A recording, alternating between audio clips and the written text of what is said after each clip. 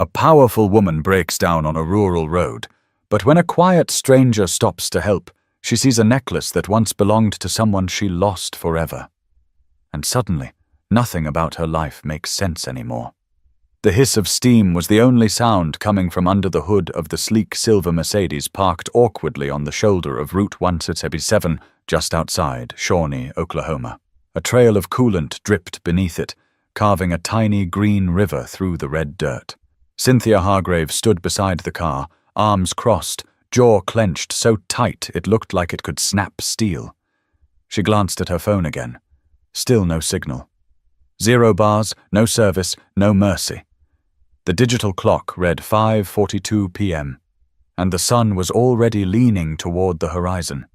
Her heels sank slightly into the gravel each time she shifted weight, and her patience, already thin, was nearly gone. "This is ridiculous," she muttered. "Brand new engine. $40,000. For what? To boil itself in the middle of nowhere." Cynthia was used to control. Her schedule was airtight, her staff never late. And problems like this? They were someone else's job. Someone she paid. But not today. Her driver had taken the day off, family emergency, and she'd insisted she could handle the 2-hour drive to her newest property alone. "It's just Shawnee," she'd said. "I'm not helpless." Now she was kicking herself. The wind picked up, and with it came a faint rumble. Wheels on gravel. A pickup truck, older than the car she'd wrecked in college, was ambling down the road. It was the kind of truck you see parked outside bait shops, held together by patches of rust and prayer. It slowed. She squinted through her oversized sunglasses, mentally preparing to wave the driver off. She didn't need help from just anyone. But then the truck stopped. The driver's door opened, and a tall man stepped out. Faded jeans, worn boots, oil-streaked t-shirt.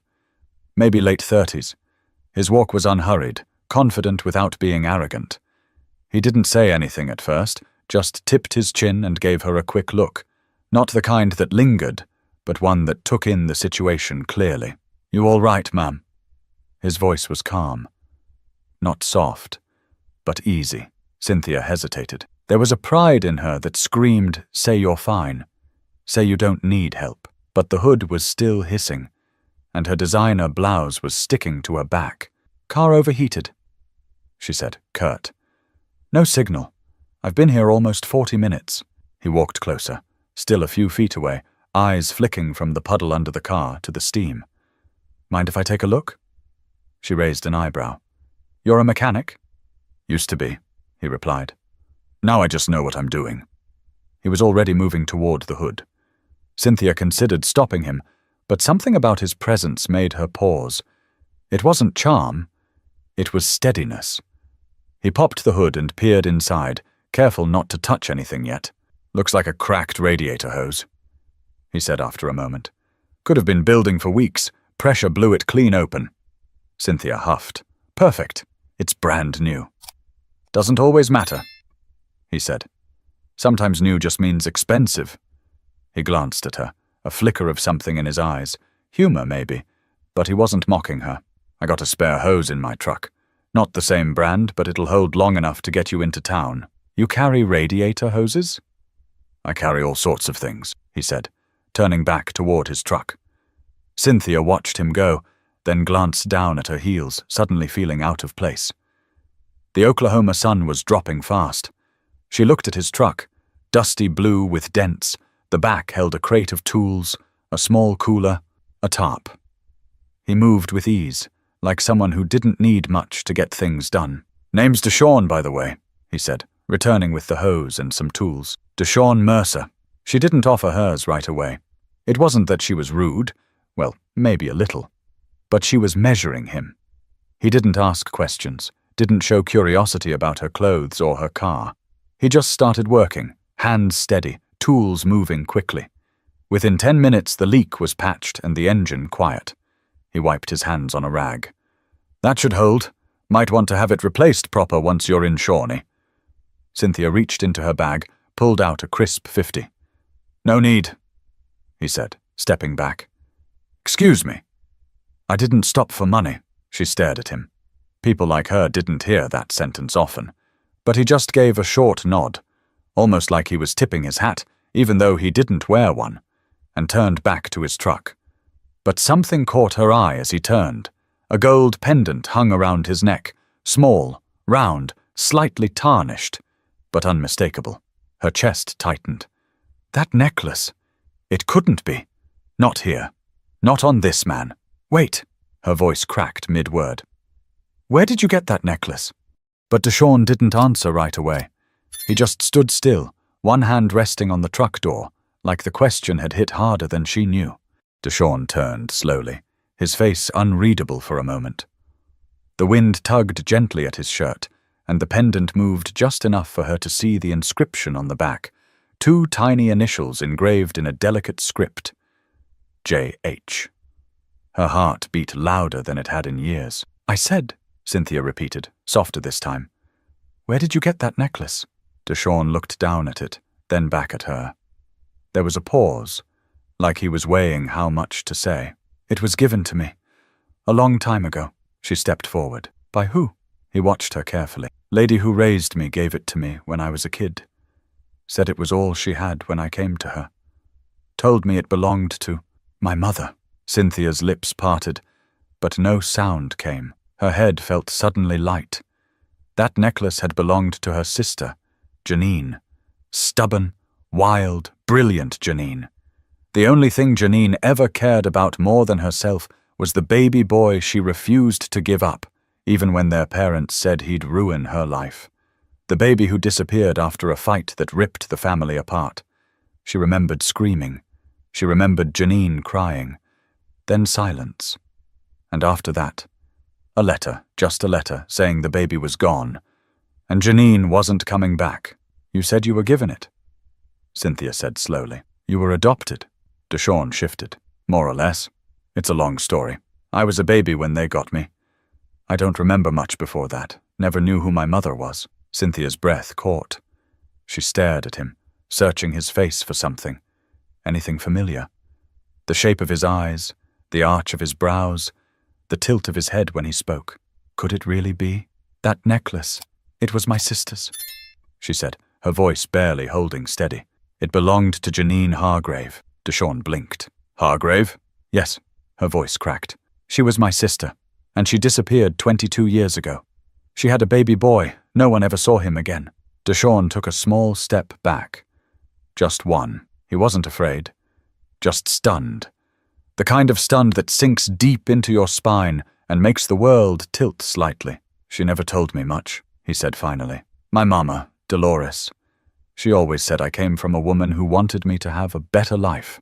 I figured that was just something people say when they don't know the real story. What else did she tell you? Cynthia asked. He reached into his wallet, pulled out an old photo. The edges were worn, the colors faded, but the image still held. A woman with fierce eyes and a bright scarf tied around her head, holding a baby close to her chest. That's the only picture I've got, Deshawn said quietly. Don't even know if it's her or not. Cynthia took the photo with trembling hands. Her knees nearly buckled. That's her, she whispered. That's Janine. The silence stretched out between them, heavy and thick. Neither knew what to say. Cynthia had imagined this moment for years, but in her mind it was always a tragic discovery, a late-night confession, a closed casket. Never this.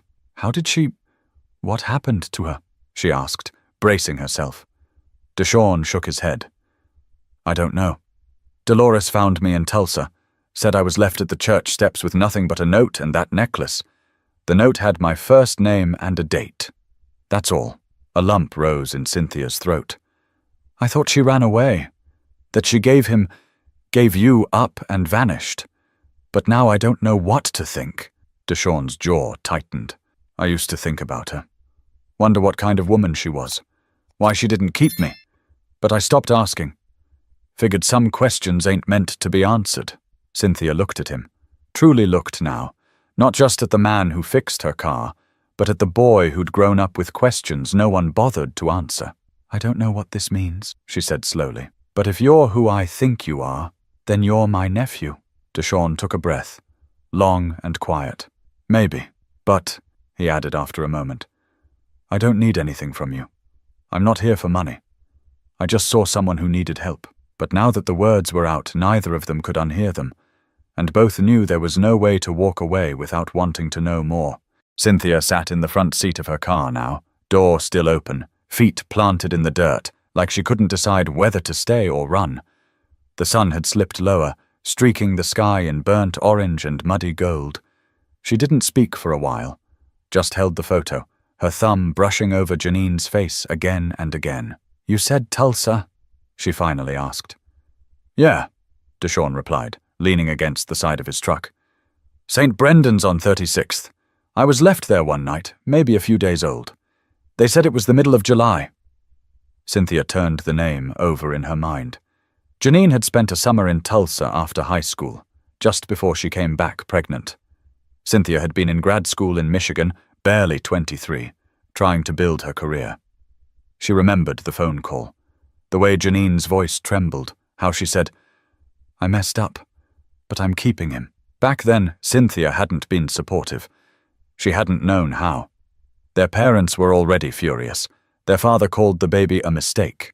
Their mother barely looked Janine in the eye. Cynthia tried to reason with her, told her it was a bad time, told her to think about her future. And Janine, hurt and defensive, shut everyone out. One last fight. Harsh words Cynthia could never take back. And then, nothing. "I never knew what happened after," she whispered.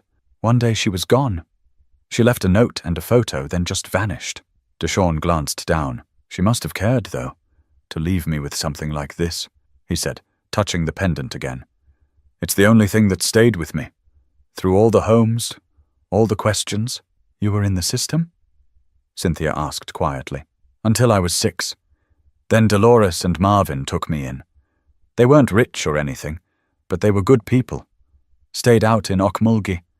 Raised me like I was theirs." Cynthia nodded, her throat tightening. The idea that her nephew had been just hours away for years, it knocked the wind out of her. All those real estate meetings, ribbon cuttings, charity galas in Tulsa, and she never once imagined he might be there. "I should have looked harder," she murmured. Deshawn shook his head. "You didn't know." "I didn't want to know," she said, voice low. "It was easier to think she chose to disappear. I told myself she was selfish, reckless, that if she wanted us in her life, she would have come back." She paused. "But I wasn't there when she needed me. And maybe that's why she didn't." Deshawn didn't respond right away. He was watching the horizon, arms folded, thinking. "I used to get mad at her sometimes," he said. "Especially as a teenager. Why leave your kid with strangers? Why not fight to stay?" He looked over at her. "But I also know life doesn't always give people the luxury of fighting." Cynthia studied his face. There was something in his voice. Something old. Lived in. Not bitterness, but truth. He wasn't trying to hurt her. He wasn't even asking for anything. She folded the photo gently, handed it back. "I want to know more about you," she said. "If that's okay?" Deshawn gave a small shrug. "Not much to know. I fix things, cars, bikes, fences, anything mechanical. Been doing it since high school. Ever look for your birth family?" she asked. "Once or twice. Sent some letters to agencies. But with just a first name and a necklace, you don't get far.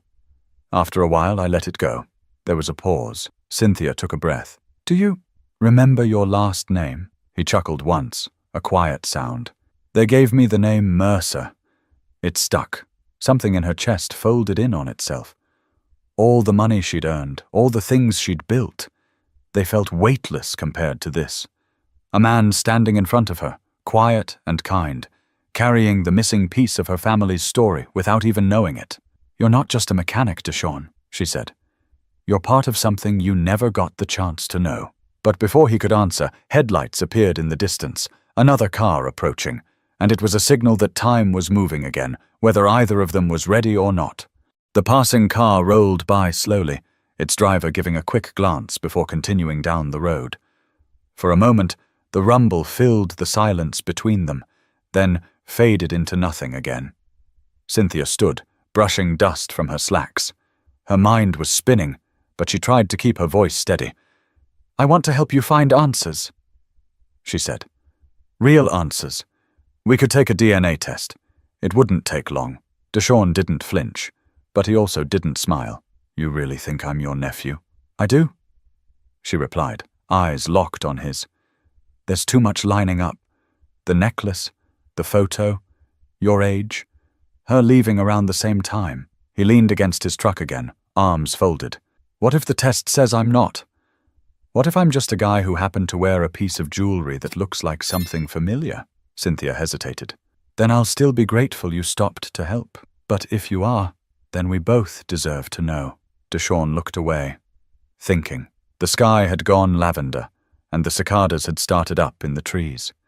It gave everything a strange, buzzing backdrop, like the world was gently shaking under their feet. I've lived most of my life not knowing, he said finally. Taught myself not to care too much. Got used to holes in the story. But yeah, part of me always wondered. He turned his gaze back to her. You really want to do this? I wouldn't have offered if I didn't. Deshawn nodded slowly. All right then. Let's do it. There was a quiet agreement that passed between them. Two strangers clinging to a thread, maybe fragile, maybe strong enough to change everything. Where are you staying? He asked. I've got a property in Norman, she said. About an hour from here, but we can stop in Tulsa on the way. There's a testing center I've used before. Discreet, quick turnaround. He gave a small, thoughtful frown. I'll follow you, just in case your car gives out again. A strange sort of smile crept onto her lips. You think I'm going to let this car break down twice in one day? Just saying, he replied. Luck don't always run in streaks. Back on the road, Cynthia drove slowly, watching Deshawn's headlights behind her. Her fingers tapped the steering wheel. Her throat was dry. Every time she glanced in the rearview mirror and saw his truck, a part of her wanted to slam the brakes, run to him, and ask questions she'd buried for decades. Was Janine okay? Did she ever try to come back? Did she talk about us? Did she regret leaving? But she kept driving. By the time they pulled into Tulsa, it was past 7. The strip mall testing center was still open. Inside, fluorescent lights buzzed softly above polished linoleum floors. Deshawn filled out the paperwork without hesitation. Cynthia paid in cash. When they called them back, the technician didn't ask questions. She just took 2 swabs, sealed them into separate envelopes, and said results would be available in 3 business days. But Cynthia had connections. She made 1 phone call. 2 hours. Tops. Back in the parking lot, Cynthia leaned against the passenger door of her car, looking up at the stars. It had been a long time since she'd noticed them. City life had stolen those quiet moments from her. I used to think Janine would come back one day, she said quietly. That she'd just show up with the baby, ask to stay, and I'd say yes. Deshawn glanced at her. And if she had? I'd like to think I would have helped. But back then I was just cold, obsessed with building a future. I thought caring too much would slow me down. Yeah, he said, almost to himself. I've met a few people like that. They shared a faint, tired laugh. Then Cynthia turned to him. If this test says what I think it will, I don't want to disappear again. I don't want you to be some name I met one day on the side of the road. Deshawn was quiet. I'm not asking for anything, she added. I just want to know what you'd want from me, if anything at all. He looked at her carefully. I don't want money. Never did. I believe you. I just want truth. That's it. Been living around it too long. But truth, she realized, comes with consequences. And she wasn't sure she was ready for all of them. The testing center had closed for the night, but the receptionist agreed to stay back until the results were ready. Cynthia sat in the driver's seat with the AC humming, hands clenched around the steering wheel even though the car was parked. Across the lot, Deshawn leaned against his truck, arms crossed, eyes fixed on the night sky like he was reading it for answers. The car felt too small, too quiet. She stepped out and walked over to him, heels clicking against the pavement. Want something to eat? She asked. There's a diner just down the road. They're open late. Deshawn glanced at her, then at his watch. Sure. The diner was small, fluorescent, with chipped tiles and a few sleepy regulars scattered in booths. They sat in a corner near the window. A teenage waitress took their order, grilled cheese for Cynthia, meatloaf and sweet tea for Deshawn, and disappeared with a quiet nod. Cynthia looked around the place. Nothing fancy. Nothing staged. Just people living. I used to think everything had to look a certain way, she said, stirring her water with a straw. Success, family, even love. But real life doesn't care what you think it should look like. Deshawn cracked a faint smile. It sure don't. Do you have a family of your own? She asked. He hesitated. No wife, no kids, just me. You ever want one? Used to, he said. But life keeps pushing me from one place to the next. Feels hard to plant anything when the ground's always shifting. Cynthia nodded slowly. I never had children. Not by choice. I kept saying, maybe later. Later never came. She paused, looking down. Sometimes I think I stayed busy, so I didn't have to feel things, the way we lost Janine.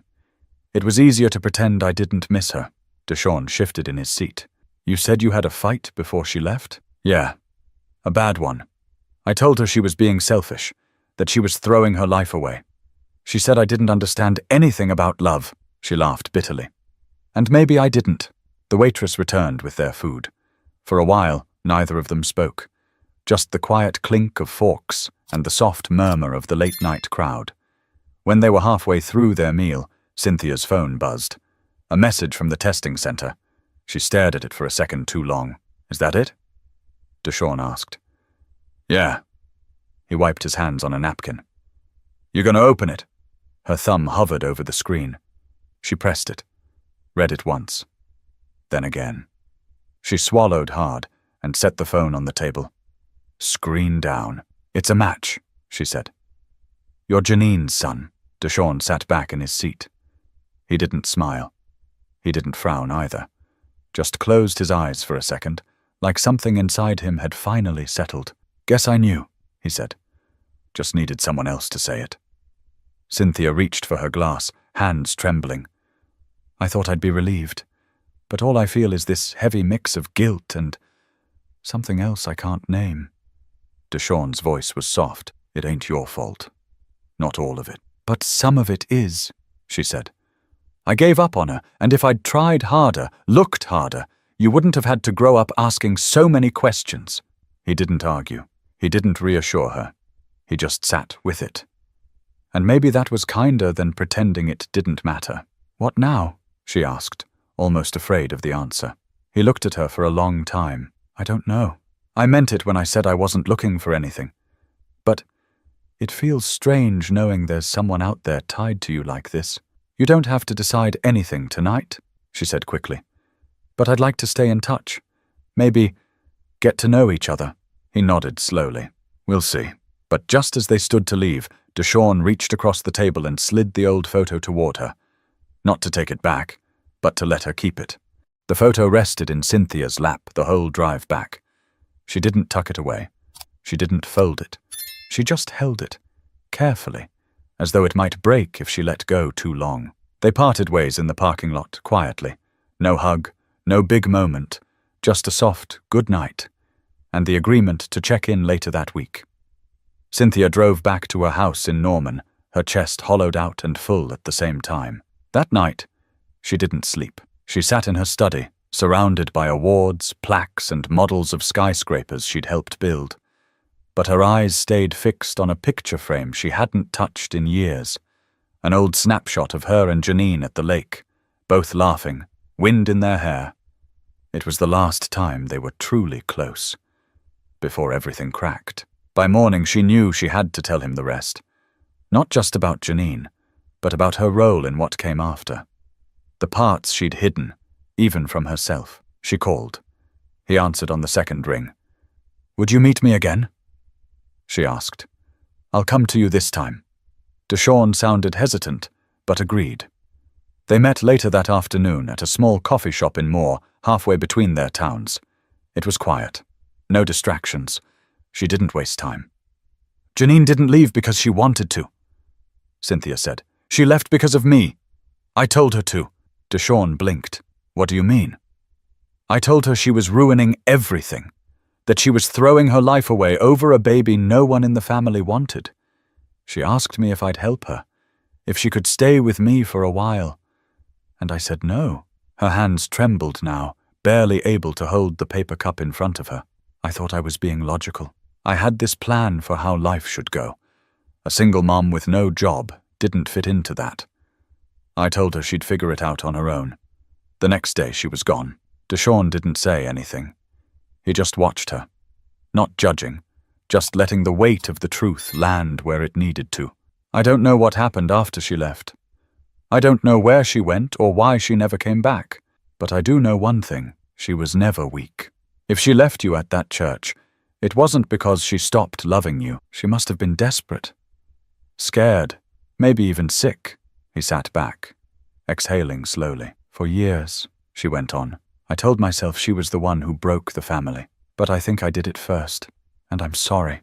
The silence between them was thick, but it wasn't cruel, just full. Deshawn looked down, then at her again. You were young, scared. People do stupid things when they're scared. I didn't just do something stupid, she said, voice cracking. I let her vanish without ever trying to bring her home. And that's something I'll carry for the rest of my life. Deshawn nodded. So will I. That admission felt like a door opening. Not to forgiveness, at least not yet, but to honesty. They sat like that for a while, the afternoon sun sliding through the blinds, warming the table between them. You ever wonder where she is now? He asked. Every day, Cynthia said. I tried looking, he admitted. A few years ago, went to that church again. Talked to a pastor who'd been there in the late 90s. Said a young woman used to sit in the back, real quiet. One day she was gone. No name? No, just a sad smile and a necklace. Cynthia's eyes filled, but she didn't cry. She'd done enough of that last night. What would you do if she walked in here right now? He asked. She thought for a moment. I'd tell her I was sorry, that I've spent years building everything except what mattered, and that I missed her more than I ever let myself admit. Deshawn looked away, his jaw tightening slightly. Yeah, he said. Me too. But even without answers about Janine's fate, they both knew something had changed between them. The silence was no longer full of strangers, but something closer to family. 2 weeks passed, not out of avoidance, but space. Cynthia didn't want to push. She'd made her mistakes and knew better than to try and fix things overnight. But the silence wasn't empty. It carried something new now. Understanding. A strange kind of rhythm forming between them. She texted Deshawn every few days. Short, simple messages. No pressure. He'd reply. Sometimes with just a few words. Other times with a photo of a car he was fixing, or a note about a barbecue joint she had to try if she ever found herself near Henrietta. Then one Saturday morning, she picked up the phone and called. I'm hosting dinner at my place tomorrow night, she said. Small, just me. I was wondering if you'd come. A pause. Just dinner. Just dinner. No speeches, no expectations. Another pause. All right, he said. What time? She smiled. 6. Sunday arrived clear and bright. Cynthia spent most of the afternoon cleaning parts of her house she hadn't touched in months. The dining room table, usually buried under paperwork and property brochures, was bare now, set with plates, linen napkins, and a roast in the oven that filled the space with real warmth.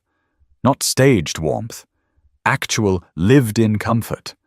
The kind she'd almost forgotten how to enjoy. At 6:00, the doorbell rang. She opened it to find Deshawn standing there in a button-up shirt, dark jeans, and a quiet, unsure expression. Smells good, he said. You're right on time. I'm 5 minutes late, which is exactly on time at my house. She replied. They ate at the same table where she'd once signed million-dollar contracts. No assistant, no clinking wine glasses, no catered silence. Just food, 2 people, and something that felt more honest than anything she'd built before. Halfway through the meal, she pushed her plate aside and looked at him seriously. I've been thinking, she began, about everything. About family, about what comes next. Deshawn leaned back, waiting. I know we can't erase the past, she said.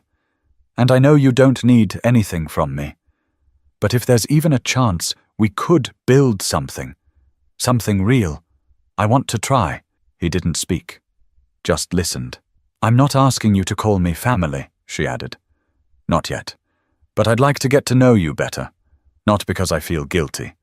Because I care." Deshawn set down his fork, folded his hands. "You sure about that?" "I've never been more sure." He looked around the house. Clean, precise. Everything in its place. "This ain't my world," he said. "It doesn't have to be," she replied. "You're not a project. You're not something to fit into a box. I just want to know the man you are now." He studied her for a moment. "That's not easy for me. I know. A beat. But I wouldn't be here if I wasn't willing to try," he said. She smiled. Not wide, not dramatic, but real. A quiet curve that reached her eyes. After dinner, she walked him to the door. They stood there for a long second. Not saying goodbye, but letting the silence speak again. Only this time, it was warmer. Before he stepped outside, Cynthia reached into a drawer near the hallway and pulled out a small, flat box. "This was Janine's," she said. "I've kept it for years. I think you should have it." He took the box, hesitating before opening it. Inside was a simple silver bracelet with a tiny inscription on the inside. "Love doesn't quit." Deshawn swallowed. "She used to say that?" "All the time," Cynthia said. "Even when we were kids." He closed the box, nodded once, then turned to leave. But before he reached his truck, he stopped, looked back. "Next time, I'll bring dessert." Cynthia stood in the doorway, watching him go, not with regret, but with something she hadn't felt in years. Hope, because the past doesn't always give us closure. But sometimes it hands us the pieces, and it's up to us to decide what to do with them. If you've ever let someone go without saying what mattered, maybe it's time to reach out. Not for apologies, but for truth, for healing, for peace. Subscribe for more real stories that make you think, and maybe make you feel just a little more human.